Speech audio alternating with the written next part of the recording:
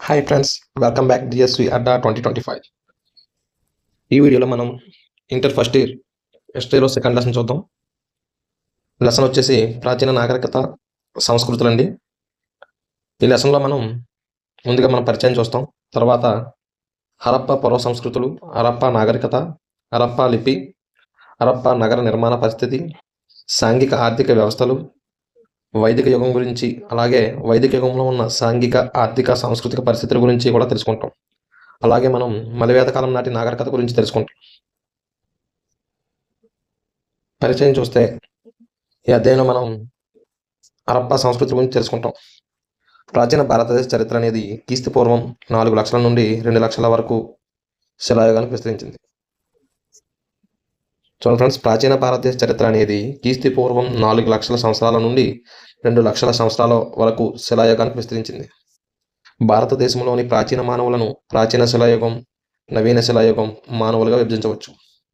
ప్రాచీన శిలాయుగ మానవుడు కొండలు, గుట్టలలో నివసిస్తూ వేటకు, స్వీయ రక్షణకు రాతి పనిముట్లు ఉపయోగించాడు.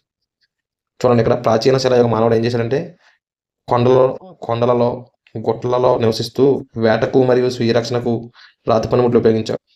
ప్రాచీన శిలాయుగ మానవుడు ఉపయోగించిన పనిముట్లు మనకు భారతదేశంలో ఎక్కడెక్కడ లభ్యమయ్యాయి అంటే రాజస్థాన్లోని మరియు గుజరాత్లోని, అలాగే బీహార్, దక్షిణ భారతదేశాలలో కొన్ని ప్రాంతాల్లో లభ్యమయ్యాయండి. తర్వాత చూస్తే మనం నవీన శిలాయుగ మానవుడు పనిముట్లు దేశమంతటా లభించాయి.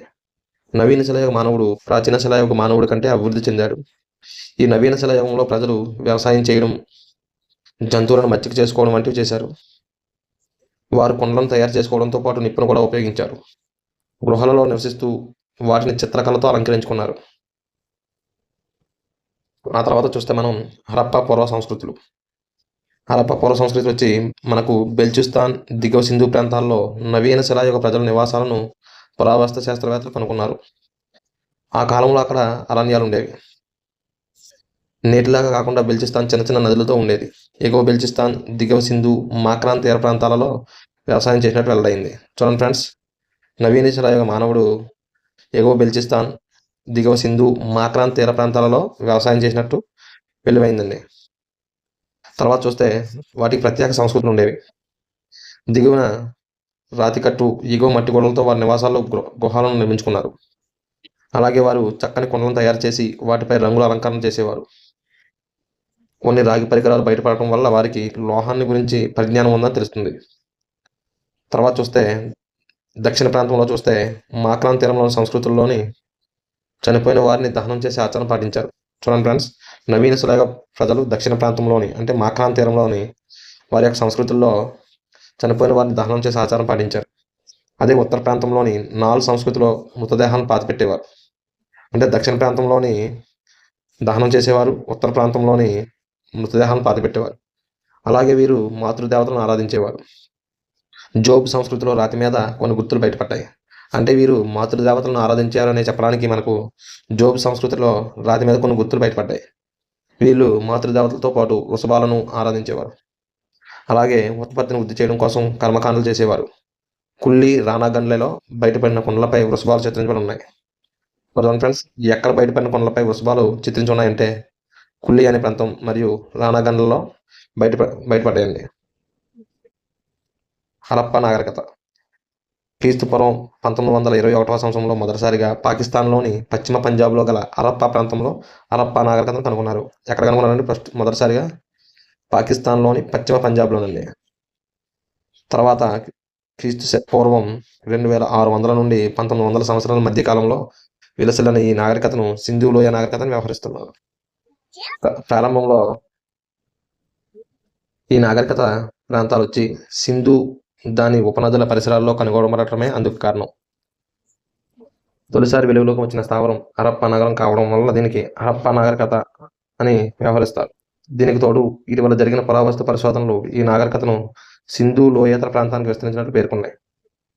అంటే సింధు ప్రాంతమే కాకుండా ఇతర ప్రాంతాల్లో కూడా హరప్పా నాగరికత అనేది విస్తరించిందని పేర్కొన్నారు. అందువల్ల ఈ నాగరికతను హరప్పా నాగరికత అని పిలువబడుతుంది. హరప్పా నాగరికత భారతదేశంలో తొలి పట్టణ నాగరికత ఉంది. హరప్పా నాగరికత అనేది భారతదేశంలో తొలి పట్టణ నాగరికత. ప్రపంచంలోని ప్రాచీన నాగరికతలైన మెసొపొటేమియా, ఈజిప్టుల సమకాలీనం కూడా ఈ నాగరికత కలదు. తర్వాత హరప్పా నాగరికత యొక్క భౌగోళిక విస్తరణ చూస్తే హరప్పా నాగరికత పంజాబ్, హర్యానా, సింధు, బెల్చిస్తాన్, గుజరాత్, పశ్చిమ ఉత్తరప్రదేశ్కు విస్తరించింది. ఉత్తర పంజాబ్లోని రోపార్ మొదలుకొని దక్షిణాన గుజరాత్లోని బగట్రా వరకు, పశ్చిమాన పాకిస్తాన్, ఇరాన్ సరిహద్దుల్లోని సట్కు జిందార్ మొదలగు తూర్పున ఉత్తరప్రదేశ్లోని అలంగూర్ వరకు విస్తరించింది. చూడండి ఫ్రెండ్స్, ఇక్కడ మ్యాప్ ఉంది.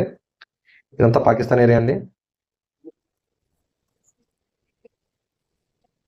ఇటీవల జరిగిన తవ్వకాల వల్ల ఉత్తరాన జమ్మూ కాశ్మీర్లోని మండా, దక్షిణాన మహారాష్ట్రలోని దైమాబాద్ వరకు నాగరికత విస్తరించిందని తెలుస్తుంది. చూడండి ఎక్కడండి, ఉత్తరాన భారతదేశంలో ఉత్తరాన జమ్మూ కాశ్మీర్లోని మండా, దక్షిణ మహారాష్ట్రలోని దైమాబాద్ వరకు నాగరికత విస్తరించిందని చెప్పింది. హరప్పా నాగరికత 12,99,600 చదరపు కిలోమీటర్ల విస్తీర్ణం కలిగి పాకిస్తాన్ దేశానికంటే విశాలమైనదిగా కాకుండా ప్రాచీన ఈజిప్ట్, మెసొపొటేమియా నాగరికతల కంటే విశాలమైనదిగా ప్రసిద్ధి చెందింది. అంటే ఈ నాగరికత ప్రాంతం అనేది ప్రస్తుత పాకిస్తాన్ దేశం కంటే పెద్దగా ఉంది. అలాగే ఈజిప్ట్, మెసొపొటేమియా నాగరికత కూడా విశాలమైనదిగా ఉంది. వీరి యొక్క ప్రధాన ప్రాంతాలు చూస్తే పాకిస్తాన్లో ఉన్నటువంటి పంజాబ్లో హరప్పా, సింధులోని మొహంజోదారో మనం మృతుల దెబ్బగా వ్యవహరిస్తోంది. 2 ప్రధాన నగరాలు. పాకిస్తాన్లో ఉన్న ఈ 2 నగరాల మధ్య దూరం 483 కిలోమీటర్ల దూరం. తర్వాత మనం 3వ నగరంగా చూస్తే మొహంజోదారో 130 కిలోమీటర్ల దూరంలోని జున్హోదారో, 4వది గుజరాత్లోని లోతాల్ కాగా, 5వ నగరం ఉత్తర రాజస్థాన్లోని కాలీబంగన్ నగరం. కాలీబంగన్ అంటే నల్లని గాజులని అర్థం అండి. 6వది చూస్తే బనవాలి హర్యానాలోని హిస్సార్ జిల్లాలో ఉంది. ఇక పంజాబ్లోని రోపార్, హర్యానాలోని రాకీగర్, మిఠాతార్, గుజరాత్లోని ధోలవీరా, సుర్కోతాదా, మహారాష్ట్రలోని దైమాబాద్, పాకిస్తాన్ ఇరాన్ సరిహద్దులోని మాఖ్రాన్ తీరంలో సట్కా జందూర్, పశ్చిమ ఉత్తరప్రదేశ్లోని అలంగీర్పూర్లు మిగతా ప్రధాన నగరాలు. ఇప్పుడు మనం హరప్పా నాగరికత కాలదశలు చూద్దాం. హరప్పా నాగరికత కాలదశలు మొత్తం 3 దశలుగా విభజించారు. తొలి హరప్పా దశ క్రీస్తు పూర్వం 4000 నుండి 2600 వరకు అండి. ఈ దశలోని కొంత మేరకు నగర ప్రణాళిక మట్టి నిర్మాణాలతో సాగింది. ప్రాథమిక దశలో వ్యాపారం, కళ, చేతి వృత్తులు వంటివి కొనసాగాయి. రెండోది చూస్తే హరప్పా ఉజ్వల దశ అండి. ఈ దశ క్రీస్తు పూర్వం 2600 నుండి 1900 వరకు సాగిందండి. ఈ దశలో హరప్పా ప్రజలు కాల్చిన ఇటుకలతో నిర్మాణాలు చేశారండి. అలాగే పటిష్టమైన నగర నిర్మాణాలను సాగించారు మరియు విదేశీ వాణిజ్యం, వివిధ చేతి వృత్తులు అమలయ్యాయి. ఇక 3వ దశ చూస్తే తుది హరప్పా దశ. ఇది క్రీస్తు పూర్వం 1900 నుండి 1750 వరకు సాగింది. ఈ దశలో నాగరికత అంతం కావడం ప్రారంభమైంది.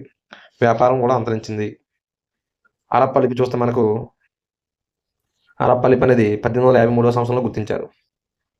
1923 నాటికి ఈ లిపిని పూర్తిగా కనుగొన్నారు.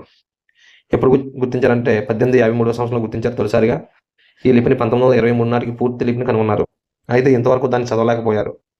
హరప్పా లిపిని ద్రావిడ లిపి అని, ప్రోటో ద్రావిడ లిపి అని కొందరు పండితులు, సంస్కృతం అని మరికొందరు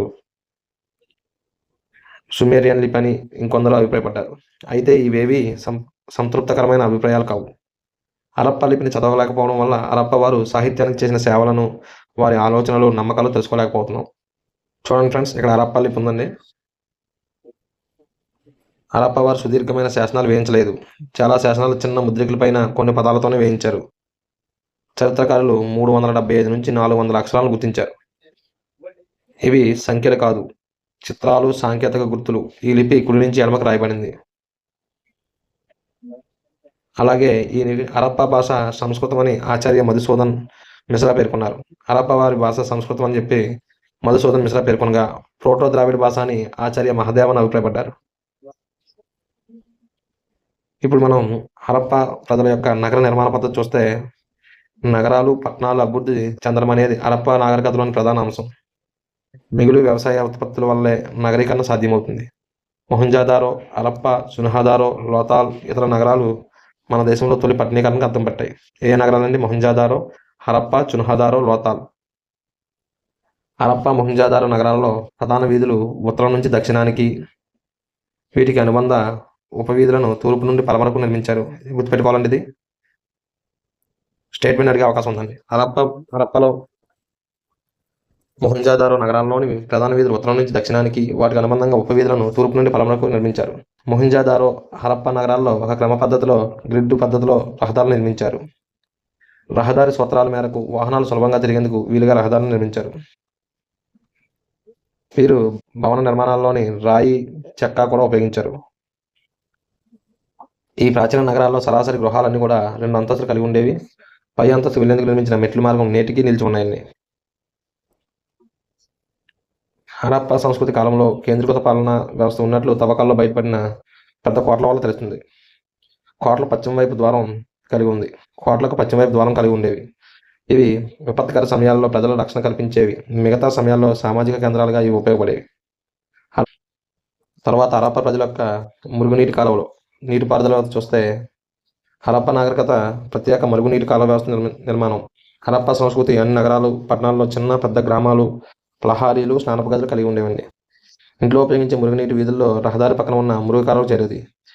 ఇవి భూగర్భ మురుగు కాలువలు అంటే చూడండి ఫ్రెండ్స్, అక్కడ భూగర్భ నీటి పారుదల వ్యవస్థ అనేది ఉండేదండి. వీటి మధ్యలో అక్కడక్కడ శుభ్రపరిచేందుకు మనసు దూరేందుకు వీలుగా రంధ్రాలు ఉండేవి. వీటిని బట్టి మనం చూస్తే హరప్పా వాసులు పరిశుభ్రత విషయంలో గొప్ప పరిణితి కలవారని చెప్పవచ్చు. ఇక ఇటుకల తయారీలో వీరు సిద్ధహస్తులు. ఇటుకల తయారీకి మట్టిని ఉపయోగించారు. స్నానపు గదులు, బావులు ఉండే కాలువలకు ఎల్లాకారంలో ఉండే ఇటుకలు వాడారు. ఎల్లాకారం అంటే కార్నర్లో వాడడానికండి. ఎక్కువ అంతస్తులు ఉన్న గృహాలలోని నిలువు మురుగునీటి కొట్టాలను ఏర్పాటు చేశారు. స్నానపు గదులను వీధులకు అనుకొని నిర్మించారు.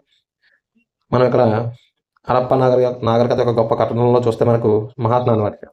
ఈ మహాస్నానవాటిక అనేది మొహంజదారోలోని నిర్మాణాల్లో మహాస్నానవాటిక ప్రధానమైనదండి. ఇది కోట లోపల ఉంటుంది. ఇది గొప్ప నిర్మాణ కౌశల్యానికి నిదర్శనం. కొలను చుట్టూ మెట్ల మార్గం ఉంటుందండి. అలాగే దాని చుట్టూ దుస్తులు మార్చుకునే గదులు ఉన్నాయి. స్నానవాటికి అడుగు భాగాన కాల్చిన ఇటుకలతో నిర్మించబడింది. గదుల వెనక వైపున ఉన్న బావి నుంచి నీరు స్నానవాటిలోకి చేర్చేందుకు ఉపయోగించిన నీరు మురుగు కాలువలోకి వెళ్లేందుకు మార్గాలను ఏర్పాటు చేశారు.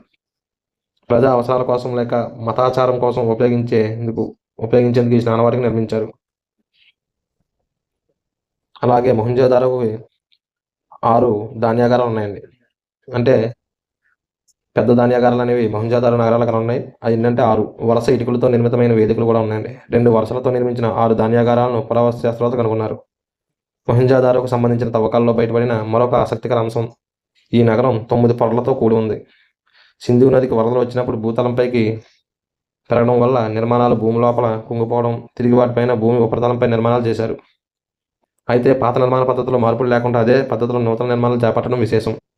అలాగే హరప్పా ప్రజల యొక్క రాజకీయ వ్యవస్థ చూస్తే పురావస్తు ఆధారాలు హరప్పాలోని కేంద్రీకృత అధికారాల గురించి కానీ ప్రభుత్వాన్ని గురించి కానీ ఏమీ వెల్లడించలేదు. అయితే కొన్ని నిర్ణయాలు తీసుకోవడం, అమలుపరచడం వంటివి ఉన్నట్లు తెలుస్తుంది. హరప్పా ప్రజలు కళలు, నిర్మాణాలు, ముద్రికలు, కొలతలు, ఇటుకలతో ఒకే విధానం కనిపించడాన్ని అందుకు నిదర్శనంగా చెప్పవచ్చు. పరిపాలకులకు సంబంధించిన వివిధ సిద్ధాంతాలు, కళల్లో ఏకరూపత, ఒకే విధమైన నిర్మాణాలు, ఇటుకల పరిమాణము, ముడిసరుకులు లభ్యమయ్యే ప్రాంతాలలో నివాసాలు ఏర్పరచుకోవడం వంటివి నాగరికత అంతా ఒకే రాజ్యం అని చెప్పింది నిదర్శనం. ఒకే పాలకుడు లేరు. వివిధ ప్రాంతాలకు వారి పాలకులు ఉండేవారు. హరప్పా సమాజంలో పాలకులు లేరు. అందరూ సమాన హోదాలో భావించేవారు. ఇప్పుడు మనం వారి యొక్క సాంఘిక ఆర్థిక పరిస్థితులు చూస్తే సింధు ప్రజల్లో కనిపించే మానవ జాతులు ప్రోటో అస్ట్రాయిడ్స్, మెడిటేరియన్స్, మంగోలాయిడ్స్, ఆల్ఫైన్ అనే 4 జాతులు కలరు. ఎవరండి? ప్రోటో అస్ట్రాయిడ్స్, మెడిటేరియన్, మంగోలియాడ్స్, ఆల్ఫైన్ ఈ 4 జాతులు. ఆచార్య భాష్యం అభిప్రాయం ప్రకారం తొలుత ప్రోటో ఆస్ట్రాయిడ్స్ వారు ఉండేవారు. తర్వాత మెడిటేరియన్ వారు వచ్చి చేరడంతో నాగరికత లక్షణాలు ప్రారంభమయ్యాయని, క్రమంగా మెడిటేరియన్లు వివిధ ప్రాంతాలకు విస్తరించి స్థానిక జాతులతో కలిసిపోవడం వల్ల ద్రావిడ జాతి అనేది ఆవిర్భవించిందని చెప్పారు. అంటే ద్రావిడ జాతి అనేది ఎవరి నుంచి ఆవిర్భవించిందంటే మెడిటేరియన్ నుంచి ఆవిర్భవించిందండి. సింధు ప్రజల మతం, సంస్కృతి లక్షణాలు ద్రావిడుల మత లక్షణాలు పోలి ఉండటం వల్ల సింధు ప్రజలు ద్రావిడులుగా పేర్కొనబడుతూ ఉన్నారు. సింధు ప్రజలు టర్కో ఇరానియన్లు అని ద్రావిడ భాష అయిన బ్రుహాయ్ మాట్లాడతారని కొందరు చరిత్రకారులు అభిప్రాయపడ్డారు. అలాగే మనం సింధు ప్రజల యొక్క వృత్తులు, వ్యవసాయం చూస్తాం. వృత్తుల్లోని వ్యవసాయం అనేది ప్రధానమైంది. ఈజిప్ట్లోని నైలు నది కంటే సింధు నది అధిక ఒండ్రు మట్టిని భూమిపైకి చేరవేసేది. సింధు ప్రజలు వరద ప్రాంతాల్లో నవంబర్ నెలలో విత్తనాలు నాటి వరదలు వచ్చేందుకు ముందు ఏప్రిల్ నెలలో బార్లీ, గోధుమ పంటను కోసేవారు. నాగలి వంటి భూములు దున్నే వ్యవసాయ పనిముట్లు తవ్వకాల్లో లభించకపోయినా కాళీబంగాన్ ప్రాంతంలో కనిపించిన వ్యవసాయ భూములను బట్టి రాజస్థాన్ ప్రాంతంలో నాగల వంటి వాటిని ఉపయోగించి ఉండవచ్చని తెలుస్తుంది. హరప్పా ప్రజలు కొయ్య నాగలు ఉపయోగించారని, పంటను కోసేందుకు రాతి కొడవలను ఉపయోగించారని తెలుస్తుంది. అలాగే అలాగే వీరు గోధుమలు, బార్లీ, బఠానీలు, నువ్వులు, ఆవాలు మొదలైనవి హరప్పా ప్రజలు ఆహార పంటలండి. లోతాల్, రంగపూర్లో వరి పండించినట్లు ఆ ప్రాంతాల్లో కుండల్లో పొట్టుతో కూడిన బియ్యం లభించడాన్ని మనకు తెలుస్తుంది. ఎక్కడ పండించారండి వరి? హరప్పా ప్రజలు లోతాల్ మరియు రంగపూర్లో వరి అనేది పండించినట్లు ఆనవాళ్ళు కనిపించాయి. రైతుల నుంచి శిస్తుగా వసూలు చేసిన ధాన్యాన్ని ధాన్యాగారాల్లో భద్రపరిచేవారు. వీటిని వేతనాలు చెల్లించేందుకు అత్యవసర సమయాల్లో ఉపయోగించేవారు. పత్తిని తొలిసారిగా పండించిన వారు హరప్పా ప్రజలు కావడం విశేషం.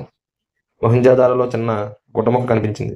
ధాన్యంతో పాటు చేపలు, జంతు మాంసాన్ని హరప్పా ప్రజలు ఆహారంగా ఉపయోగించేవారని తెలుస్తుంది. అలాగే వీరు జంతువులను మచ్చిక చేసుకోవడం. హరప్పా ప్రజలు వ్యవసాయాన్ని చేసినప్పటికీ అధికంగా జంతువులను కూడా పోషించారు. పాడిని సమకూర్చే పశుగణంతో పాటు గేదెలు, గొర్రెలు, మేకలు, పందులు వంటివి పెంచారీలు. సింధు ప్రజలకు తెలియని జంతువు గుర్రం అని చరిత్రకారుల అభిప్రాయం. సుర్కోటాల దగ్గర లభించిన ఎముకలు గుర్రానికి సంబంధించినవి కాదని, గాడిదకి సంబంధించినవని రోదన్ మిల్లర్ అభిప్రాయపడ్డారు. ఇది స్టేట్మెంట్ వచ్చే అవకాశం ఉందండి. అలాగే సింధు ముద్రికల్లో అనేక జంతువు బొమ్మల్లో ఉన్నాయి, కానీ గుర్రం బొమ్మ లేదు. వీరి యొక్క వ్యాపారం చూస్తే హరప్పా కాలం నాటి పట్టణ ఆర్థిక వ్యవస్థ స్వదేశీ విదేశీ వ్యాపారం గుర్తించదగిన విషయం. వస్తువుల తయారీకి అవసరమైన వివిధ రకాల లోహాలు, విలువైన రాళ్ళు వృత్తి పనివారికి స్వదేశంలో లభించినటువంటి వాటిని విదేశాల నుండి దిగుమతి చేసుకోవాల్సి వచ్చింది. హరప్పా ప్రజలు రాగిని రాజస్థాన్లోని కేత్రి గనుల నుంచి, బంగారాన్ని కర్ణాటకలోని కోలార్ గనుల నుంచి, వెండిని ఆఫ్ఘనిస్తాన్ నుంచి సంపాదించారు. హరప్పా వారు లోహనాలను వాడేవారు. అన్ని రకాల వ్యాపార లావాదేవీలు వస్తు మార్పిడి పద్ధతిలోనే సాగాయి. వారు అరేబియన్ సముద్ర తీరంలో నౌకాయానాన్ని కొనసాగించారు. వారికి చక్రము, శక్తివంతమైన బండి చక్రాలను ఉపయోగించడం తెలుసు. వీరి యొక్క వ్యాపారం చూస్తే హరప్పా ప్రజలు రాజస్థాన్లోని ఒక ప్రాంతంతో పాటు ఆఫ్ఘనిస్తాన్, ఇరాన్తో వ్యాపార సంబంధాలు ఉండేవి. వీరి పట్టణాలు టెగ్రీస్, యూఫ్రటీస్ ప్రాంతాల్లో వ్యాపార సంబంధాలు కొనసాగాయి. హరప్పా ముద్రికలు మెసొపొటేమియాలో అనేక బయలుపడ్డాయి.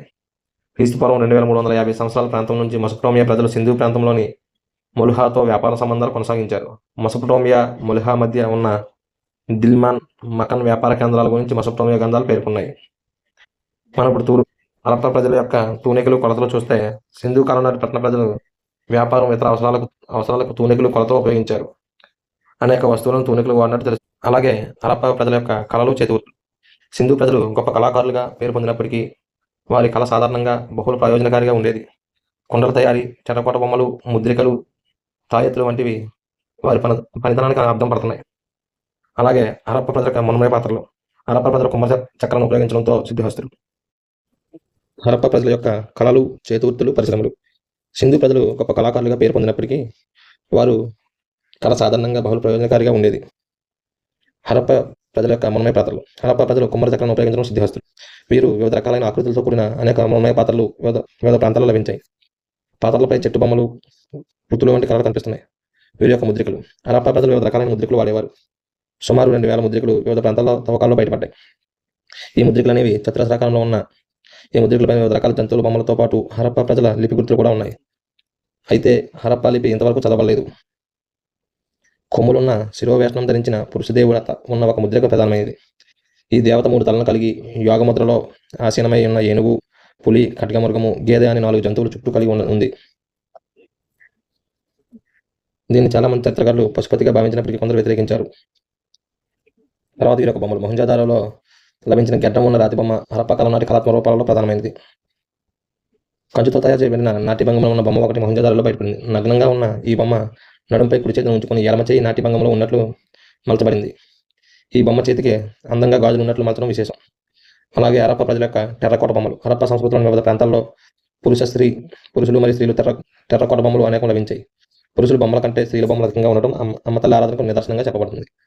వీటితో పాటు వివిధ రకాల పక్షులు, కోతులు, కుక్కలు, గొర్రెలు, ఆవులు, గోపురంతో కూడిన ఎద్దు వంటివి బయటపడ్డాయి. అయితే వీటన్నిటికంటే టెర్రకోట బండి బొమ్మలు వివిధ ఆకృతుల్లో ఉన్నవి, గొప్పగా ప్రసిద్ధి చెందినవి. టెర్రకోట బొమ్మలలో గొప్పగా మరియు ప్రసిద్ధి చెందినవి ఏంటంటే బండి బొమ్మలు, టెర్రకోట బండి. అలాగే పూసల తయారీ నైపుణ్యం. పూసల తయారీ కూడా ప్రధానమైన చేతిపనిగా ప్రసిద్ధి చెందింది. విలువైన రాళ్లతో పూసలు తయారు చేశారు. చున్హోదారో, లోతాల్ పూసల తయారీ పరిశ్రమలు బయటపడ్డాయి. ఏ ప్రాంతాల్లో పూసల తయారీ ప్రాంతాలు బయటపడ్డాయంటే చున్హోదారోలోని మరియు లోతాల్లోని పూసల తయారీ పరిశ్రమలు బయటపడ్డాయి. బంగారు, వెండి, పూసలు కూడా బయటపడ్డాయి. దంతాలను ఉపయోగించి కూడా వీరు వివిధ ఆభరణాలను తయారు చేశారు. అలాగే వీరు మత విశ్వాసాలు మరియు ఆచారాలు చూస్తే హరప్పా కాలం నాటి నుండి మత విశ్వాసాలు, ఆచారాలు తెలుసుకునేందుకు కేవలం ఆ కాలంలో లభ్యమయ్యే ముద్రికలు, టెర్రకోట బొమ్మలు మాత్రమే. టెర్రకోట బొమ్మలో స్త్రీలకు సంబంధించిన బొమ్మలు విస్తృతంగా లభించాయి. వీటిని కొన్ని వివిధ రకాలైన ఆభరణాలు ధరించి ఉండగా మరికొన్ని శిరోవేషణం కలిగి ఉన్నాయి. వీటిని అమ్మతలిగా భావిస్తున్నారు. ఒక స్త్రీ శరీరం నుంచి వృక్షం వెలువడినట్టుగా ఉన్న విగ్రహం వారు బయటపడింది. బహుశా ఈ విగ్రహం భూదేవికి ప్రతిరూపమై ఉండవచ్చని అభిప్రాయం. చాలా మంది చరిత్రకారులు లింగాలను పూజించినట్లు పేర్కొన్నారు. అలాగే వీరు ఋగ్వేదంలోని ఆర్యాత్ర లింగ పూజ విధానం పేర్కొనబడింది. ముద్రికల్లో పురుష దేవత బొమ్మలు కూడా బయటపడ్డాయి. ఈ దేవతలకి కొమ్ములు ఉన్న 3 తలలు ఉన్నాయి. ఒక కాలిపై మరొక కాలును వేసుకొని యోగా ముద్రలో ఆసీనుడై ఉన్న విగ్రహం చుట్టూ ఏనుగు, పులి, కటకమృగము, గేదె జంతువులు ఉన్నాయి. పాదాల వద్ద 2 జింకలు ఉన్నాయి. ఈ విగ్రహానికి పశుపతి దేవుడిగా గుర్తించారు. అయితే ఇది కొంతవరకు నమ్మశక్యంగా కాలేదు. ఇతర నాగరికతల్లో కొమ్ములున్న దేవతల విగ్రహాలు బయటపడడం అందుకు కారణం. అలాగే ఈ కాలం నాటి ప్రజలు అగ్నిని పూజించినట్లుగా తెలిసే ఆధారాలు కాళీబంగన్ లోతాల్లో ప్రారంభించాయి. కాళీబంగన్లో వరుస ఇటుకలతో నిర్మించిన వేదికలు, బూడిద జంతువుల ఎముకలు లభించాయి. వీటిని చాలా చరిత్రకారులు యజ్ఞ వేదికలుగా గుర్తించారు. అంటే మనకు యజ్ఞ వేదికలు ఎక్కువగా ఎక్కడ ఉన్నాయంటే కాళీబంగన్ అండి. తర్వాత చూస్తే హరప్ప సంస్కృతి కాలంలో మృతదేహాన్ని ఉత్తర దక్షిణాలుగా అంటే ఉత్తరం వైపు తల, దక్షిణ వైపు కాళ్ళు ఉండేలా పూడ్చిపెట్టేవారు. కొన్ని ప్రాంతాల్లో మృతదేహాలతో పాటు వస్తువులను ప్రధానంగా గాజులు, పూసలు, రాగి అద్దాలు వంటి వాటిని పూడ్చిపెట్టేవారు. హరప్ప నాగరికత యొక్క పతనం చూస్తే హరప్ప నాగరికత పతనం ఆయన తీరు ఆశ్చర్యాన్ని కలిగజేసింది. పతనానికి అనేక మంది చరిత్రకారులు అనేక అభిప్రాయాలు పేర్కొన్నారు. క్రీస్తు శకం 1953 సంవత్సరంలో మార్టిమర్ వీలర్ హరప్ప నాగరికత పతనానికి ఆర్యులు దండయాత్రని కారణమని పేర్కొన్నారు. అలాగే క్రీస్తు శకం 1994లో చూస్తే కెనాడి చేసిన పరిశోధనలు అస్థిపంజరాలపై ఉన్న గుర్తులను దౌర్జన్యకరమైన యుద్ధాల వల్ల కాకుండా కోతల వల్ల ఏర్పడ్డాయని వివరించాడు. అలాగే అనేక మంది చరిత్రకారులు కరువు వల్ల ఈజిప్ట్, మెసొపొటామియాలో వ్యాపార సంబంధాలు దెబ్బతినడం వల్ల సింధు నాగరికత పతనమైందని పేర్కొన్నారు. హరప్ప నాగరికత ప్రాముఖ్యత చూస్తే గతంలో హరప్ప నాగరికత పతనం భారత ఉపఖండంలో పట్టణ జీవనానికి ఆటంకాలను కలిగించిందని విశ్వసించారు. అయితే హరప్ప నాగరికత అత్యంత త్వరగా కనుమరుగు కాలేదు. హరప్ప నాగరికతలోని అంశాలు తర్వాత సంస్కృతులు అమలు కావడం గమనించవచ్చు. హరప్ప మతంలో అనేక అంశాలు తర్వాత హిందూ మతం అనుసరించారు. హరప్ప మతంలో అనేక అంశాలను తర్వాత హిందూ మతం కూడా అనుసరించారండి. హరప్ప ప్రజలు ఆరాధన విధానాల్లో శివుణ్ణి పశుపతిగా, వాస్తవ రూపంలోను, ప్రాతినిధ్య రూపంలో, లింగ రూపంలో కలవడం, మాతృదేవతల ఆరాధన, వృక్షాలు, జంతువులను పూజా విధానం హిందూ మతం కొనసాగించింది. అలాగే హరప్ప నాగరికత గణిత శాస్త్ర అభివృద్ధి కోసం దోహదం చేసిందండి. హరప్ప ప్రజలు సంఖ్యా పద్ధతి, దశాంశ పద్ధతి వంటివి హరప్పలో ప్రారంభించబడిన తర్వాత కాలంలో వేదగణిత శాస్త్రానికి నాంది పలికాయి. ఇక్కడ మనం తొలి భారత పురావస్తు శాస్త్రంలో ప్రధాన యుగాలుగా వర్గీకరణ జరిగింది. ఈ యుగాలు చూస్తే దిగువ ప్రాచీన శిలాయుగం క్రీస్తు పూర్వం 2 బిలియన్ సంవత్సరాల క్రితం, మధ్య ప్రాచీన శిలాయుగం క్రీస్తు పూర్వం 80,000 సంవత్సరాల క్రితం, ఎగువ ప్రాచీన శిలాయుగం వచ్చి క్రీస్తు పూర్వం 35,000 సంవత్సరాల క్రితం, మధ్య శిలాయుగం క్రీస్తు పూర్వం 12,000, నవీన శిలాయుగం క్రీస్తు పూర్వం 10,000, తామ్ర శిలాయుగం క్రీస్తు పూర్వం 6,000, హరప్ప నాగరికత వచ్చి క్రీస్తు పూర్వం 2,600, తొలి అయో మరియు బృహత్ శిలా సమాధులు క్రీస్తు పూర్వం 1000 సంవత్సరాలు, తొలి చారిత్రక యుగం అనేది క్రీస్తు పూర్వం 600 నుండి 400 వరకు ఉన్నది. హరప్ప నాగరికతలోని కనుగొన్న ప్రధాన ప్రాంతాలండి. ఇది చాలా చాలా ఇంపార్టెంట్ అండి. మొట్టమొదటిగా 1921 సంవత్సరంలోని హరప్ప ప్రాంతంలో రావి నది తీరాన దయారాం సహాని కనుగొన్నారండి. హరప్ప ప్రాంతాన్ని ఎవరు కనుగొన్నారంటే దయారాం సహాని 1921లో. మొహంజాదారో ప్రాంతాన్ని సింధు నది ఒడ్డిన ఆర్డి బెనర్జీ 1922 సంవత్సరంలో కనుగొన్నారు. ఆర్డి బెనర్జీ సింధు నది ప్రాంతంలో మొహంజాదారోని 1922లో కనుగొన్నారు. అలాగే చున్హోదారో చూస్తే ఎంజీ ముజందర్ 1935లో సింధు నది ప్రాంతంలో కనుగొన్నారు. అలాగే కార్ డిడ్జీ చూస్తే చువే కనుక్కున్నారండి. ఈయన సింధు నది ప్రాంతంలో 1935లో కనుక్కున్నారు. కాళీబంగన్ చూస్తే ఘోష్ అండి, అరవింద్ ఘోష్ గగ్గర్ లేదా గాంగర్ నది ఒడిన 1953లో కనుక్కున్నారు. తర్వాత రోపార్ చూస్తే వైడి శర్మ సెట్లేజ్ నది ప్రాంతంలోని 1953లో కనుక్కున్నారు. తర్వాత చూస్తే లోతాల్ని ఎస్ఆర్ రావు 1954లో బొగావా నది తీరాన్ని కనుక్కున్నారండి. తర్వాత చూస్తే సుర్కోటాడ వచ్చి జగపతి జోషి, ఇది 1964లో రాణప్ కచ్ ప్రాంతంలో కనుగొనడం జరిగింది. తర్వాత పనవాలి అనే ప్రాంతాన్ని ఆర్ఎస్ బిస్ట్ సరస్వతి నది ఒడ్డిన 1973లో కనుగొనడం జరిగింది. ఇప్పుడు మనం వైదిక యుగం, సాంఘిక ఆర్థిక సంస్కృతిని తెలుసుకున్నాం. వైదిక యుగంలో ఉన్నటువంటి సాంఘిక మరియు ఆర్థిక సాంస్కృతిక పరిస్థితుల గురించి తెలుసుకున్నాం. భారతదేశ చరిత్రలో వైదిక యుగం ఒక గొప్ప మైలురాయి. క్రీస్తు పూర్వం 1500 నుండి 600 సంవత్సరాల మధ్య వేదకాలం విలిసినట్లు అంచనా వేయబడింది. ఈ యుగం మానవ జీవితంలో అనేక మార్పులు తెచ్చింది. వేదకాలాన్ని 2గా విభజించవచ్చు. తొలి వేదకాలం, మలి వేదకాలం. తొలి వేదకాలం వచ్చేసి క్రీస్తు పూర్వం 1500 నుండి 1000 వరకు, మలి వేదకాలం వచ్చి 1000 నుండి 600 వరకు మనం విభజించడం జరిగింది. ఆర్యులు భారతదేశానికి రావడంతో వేదకాలం ప్రారంభమైంది. వేదకాలం ఎప్పుడు ప్రారంభమైందంటే ఆర్యులు భారతదేశం రావడంతో. ఈ కాలంలో 4 వేదాలు రచించబడటం వల్ల ఈ కాలానికి వేదకాలం లేదా వైదిక యుగం పేరు ఏర్పడింది. వేదాలు 4 చూస్తే ఋగ్వేదం, యజుర్వేదం, సామవేదం, అధర్వణ వేదం అనేవి 4 వేదాల కాలం. ఇవి వేదకాలం నాటి జీవన విధానానికి అర్థం పడుతున్నాయి. వేదాలు హిందూ మతానికి పునాది. వేదాలే కాకుండా మహాభారతము, రామాయణం అనే 2 గొప్ప పురాణాలు మలి వేదకాలంలో రచింపబడ్డాయి. ఇవి 2 కూడా ఆనాటి ప్రజల సంస్కృతి, సాంఘిక మత విశ్వాసాలను వెల్లడిస్తున్నాయి. ఇప్పుడు మనం ఆర్యుల వరుసలు చూస్తే ఆర్యులు అనే పదం ఆర్య అనే సంస్కృత పదం నుండి ఉద్భవించింది. దీనికి అర్థం గొప్పవారు అని అర్థం అండి. ఆర్య అంటే గొప్పవారు అని అర్థం అండి. క్రీస్తు శకం 19వ శతాబ్దంలో ఆర్యులు ఒక తెగగా గుర్తింపబడ్డారు. అయితే అయితే ఇటీవల కాలంలో వారిని ఇండో యూరోపియన్ భాషకు చెందిన ఒక భాషా వర్గంగా పేర్కొంటున్నారు. ఈ భాషల నుంచి తర్వాత కాలంలో సంస్కృతం, లాటిన్, గ్రీకు భాషలు ఆవిర్భవించాయి. సంస్కృత పదాలు మత్రి, పిత్రి అనే పదాలు లాటిన్లోని పటర్కు దగ్గరగా ఉన్నాయి. అలాగే హెటైల్ భాషలోని ఇంద్ర అనే శబ్దం, వేదాల్లోని ఇంద్ర అనే శబ్దం ఒకే మాదిరిగా శబ్దాలు. కసైట్ అంటే మెసొపటోమియా శాసనాల్లోని సూర్య మర్టాస్లు వేదకాలంలోని సూర్య మరట్లకు సమానం కావడం విశేషం. వాస్తవంగా ఆర్యులు మధ్య ఆసియాలోని దక్షిణ రష్యాలో గల గడ్డి మైదానాలు జీవనం కొనసాగించేవారు. అక్కడ నుండి ఉత్తర పశ్చిమ భారతదేశానికి వలస వచ్చి ఇండో ఆర్యన్లుగా పిలువబడ్డారు. ఈ లెక్కన చూసి వలస వచ్చారంటే దక్షిణ రష్యాలోని గడ్డి మైదానాల నుండి భారతదేశం వలస వచ్చి ఇండో ఆర్యన్లుగా పిలువబడ్డారు. దక్షిణ సైబీరియాలోని ఆండ్రోనోవా సంస్కృతి ప్రాంతం నుంచి వలస వచ్చినట్లు పురావస్తు ఆధారాలు వెళ్లాయి. ఈ సంస్కృతి క్రీస్తు పూర్వం 2 శతాబ్దాలు వెలిసింది, సహస్రాబ్దిలో వెలిసింది. అక్కడ నుంచి వీరు హిందూకుష్ ఉత్తర ప్రాంతాలకు చేరి అక్కడ నుంచి భారతదేశంలో ప్రవేశించారు. అంటే వీళ్ళు హిందూకుష్ పర్వతాల ద్వారా భారతదేశంలో ప్రవేశించారు. క్రీస్తు పూర్వం 1900 నుండి 1500 సంవత్సరాల మధ్య కాలం నాటి ఈ ప్రాంతాల్లో గుర్రాలు, చక్రాలు, నిప్పు, అంత్యక్రియలు వంటి ఆర్యుల జీవనంలో ప్రధాన అంశాలు ఆధారాలుగా లభించాయి. ఇతర ప్రాంతాల ప్రజలు అనేక సమూహాలుగా అనేక వందల సంవత్సరాల పాటు భారతదేశం వలస వచ్చారు.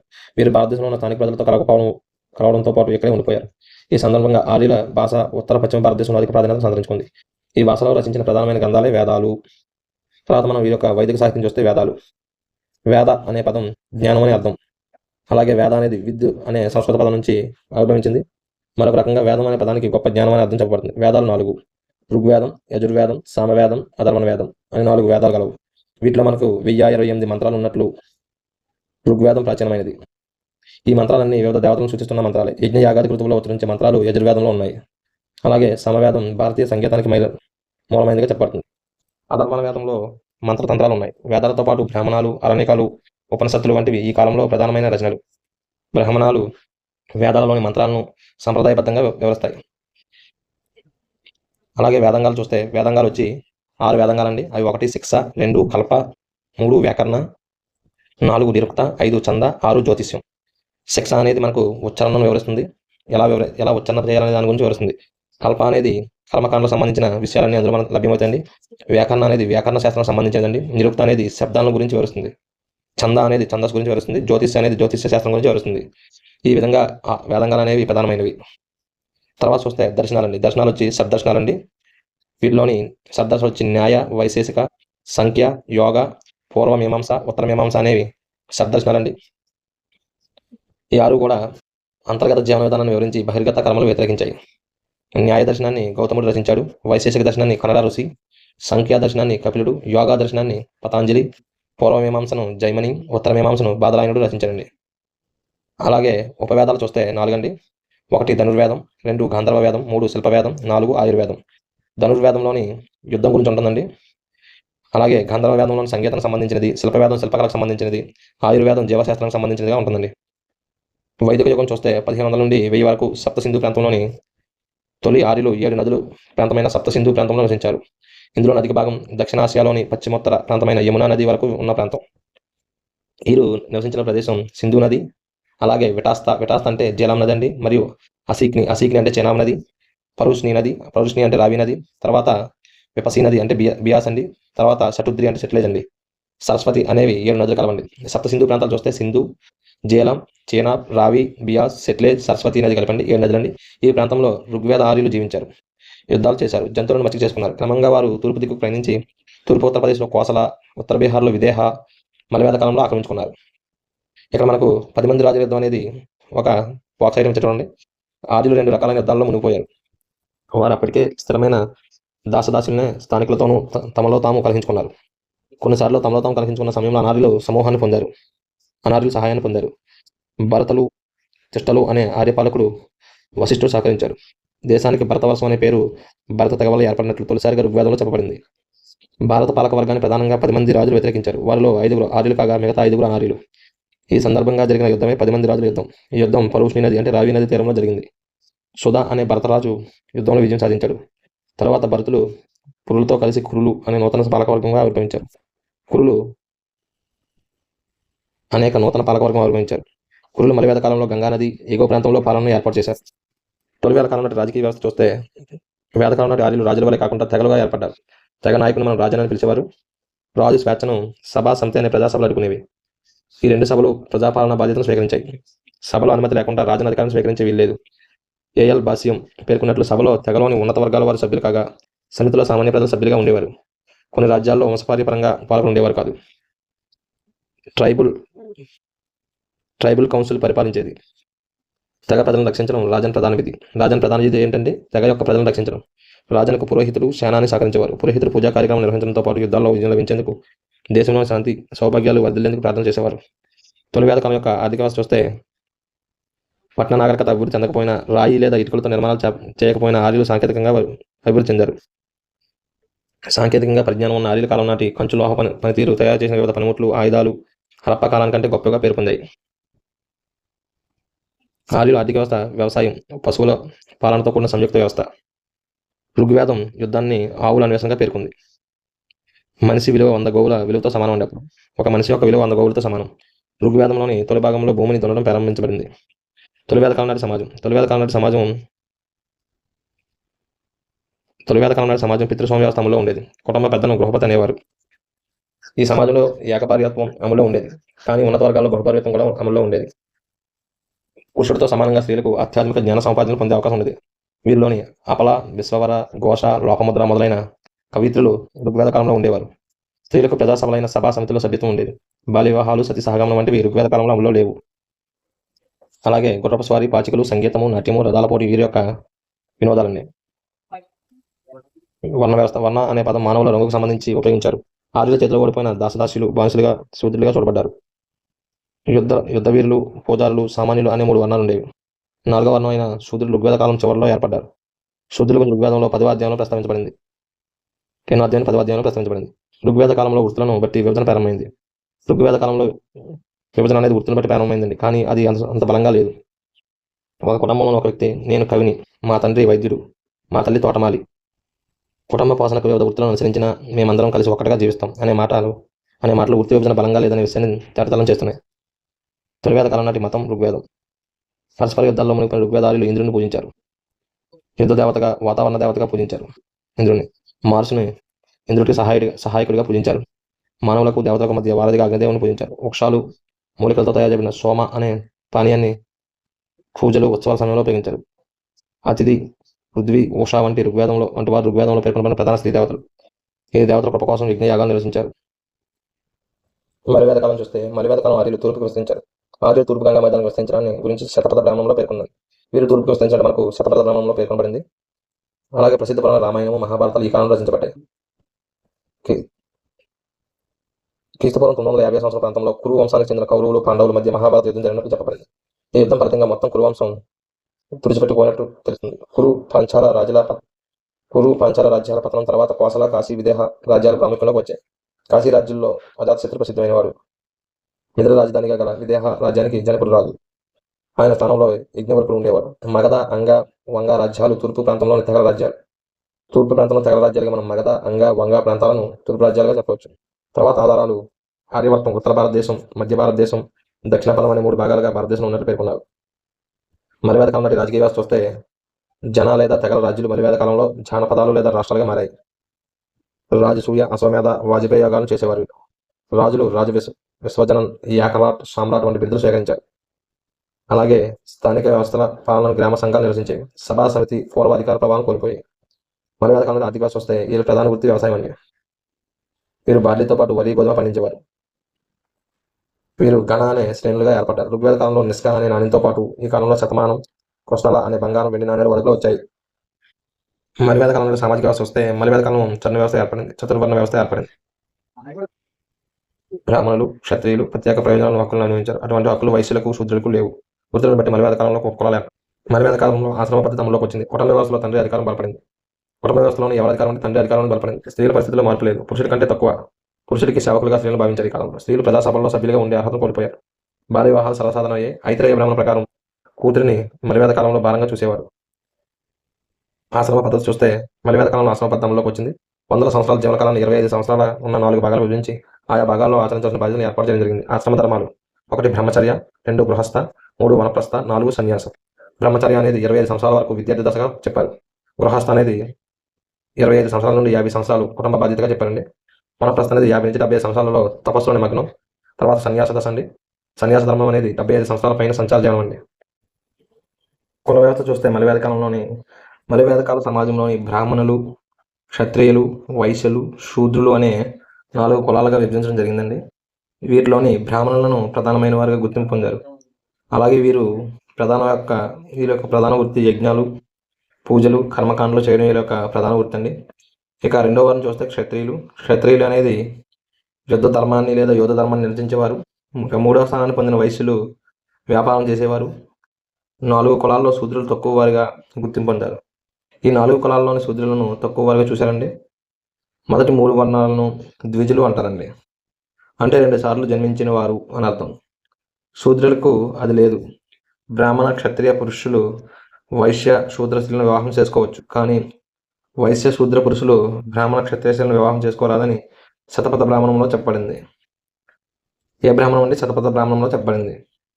మలివేద కాలం నాటి మతం మరియు దేవతలు చూస్తే మలివేద కాలం నాటి దేవతలైన ఇంద్రుడు, అగ్నికి ప్రాధాన్యత తగ్గింది. త్రిమూర్తులు అంటే సృష్టికర్త అయిన బ్రహ్మదేవుడు, స్థితికారుడైన విష్ణువు, లయకారుడైన శివులకు ప్రాధాన్యత అధికమైంది. ప్రార్థనలు తెరమరుగై కర్మకాండలు, యజ్ఞయాగాలు అధికమయ్యాయి. పూజారి అనే వృత్తిగా మారి వంశపారిపరమైంది. ఈ విధంగా తొలివేద కాలం మరియు మలివేద కాలంలోని సమాజాలు అనేవి ఉండేవండి. తర్వాత వీడియోలో మనం 3వ లెసన్తో